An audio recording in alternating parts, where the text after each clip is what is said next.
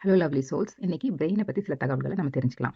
நம்ம பிரெயின் வந்து சர்வைவல் மோடுக்காக தான் தகவமைக்கப்பட்டிருக்கிறது. மனிதனுடைய பிரெயின் வந்து ஹாப்பியா இருக்கிறதுக்காக இல்ல. அது எப்போதுமே அந்த ஏதாவது டேஞ்சர் வருதா அப்படின்னு சொல்லி ஸ்பாட் பண்ணிட்டே இருக்கும்.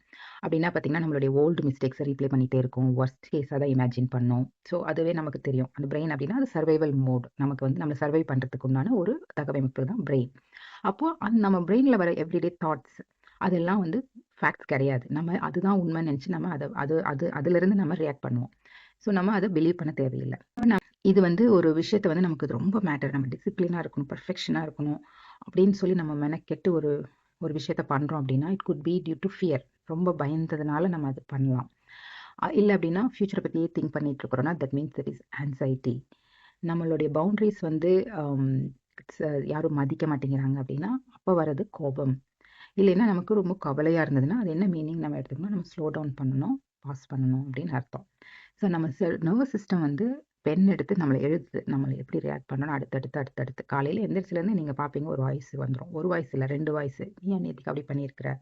"ஆ இல்ல அதனால தான் நான் அப்படி பண்ணேன்." அப்புறம் நம்மளும் இன்னொரு வாய்ஸ். நம்மளே அந்த 2 வாய்ஸ் கூட நம்மளும் பேசிக்கிட்டு இருப்போம். ஸோ ஒரு கோட். "எண்ணங்கள் நீங்கள் அல்ல, அல்லது நீங்கள் உங்கள் எண்ணங்கள் அல்ல." நம்ம மண்டையில் ஓடுற அந்த வாய்ஸஸை நம்ம டெய்லியும் கேட்டுகிட்டே இருந்தால் அது நம்பணும் அப்படின்னம்னா நமக்கு மிஞ்சுறது துன்பம், கவலை, கோபம், அச்சம்.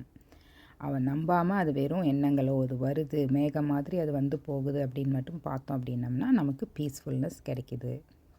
ஏன்னா அமெக்டலா அப்படிங்கிற நம்ம பிரெயினில் இருக்கிற ஒரு சர்வைவல் பிரெயின் ஒரு பகுதி வந்து ஆக்டிவேட் ஆகும். ஸோ அந்த தாட்ஸ் எல்லாம் அது டேஞ்சராக நினைக்கும். அதனால் அது ஒரு ஸ்டோரி க்ரியேட் பண்ணிகிட்டே இருக்கும்.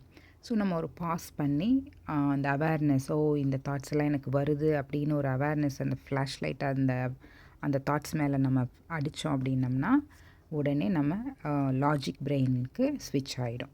ஸோ லாஜிக் பிரெயின்லேருந்து நம்ம இதெல்லாம் தாட்ஸு நான் வந்து பிலீவ் பண்ண தேவையில்லை, இது கதை கட்டிகிட்டு இருக்குது அப்படிங்கிறத நம்மளால் உணர முடியும். அதனால் எவ்ரிடே மார்னிங் எழுந்திரிச்சிலேருந்து நீங்கள் உங்களுடைய வாய்ஸ் இன் யுவர் ஹெட்ஸில் நீங்கள் லிசன் பண்ணி பாருங்கள். உங்களுக்கே தெரியும் எத்தனை வாய்ஸ் பேசிகிட்ருக்கு அப்படின்ட்டு.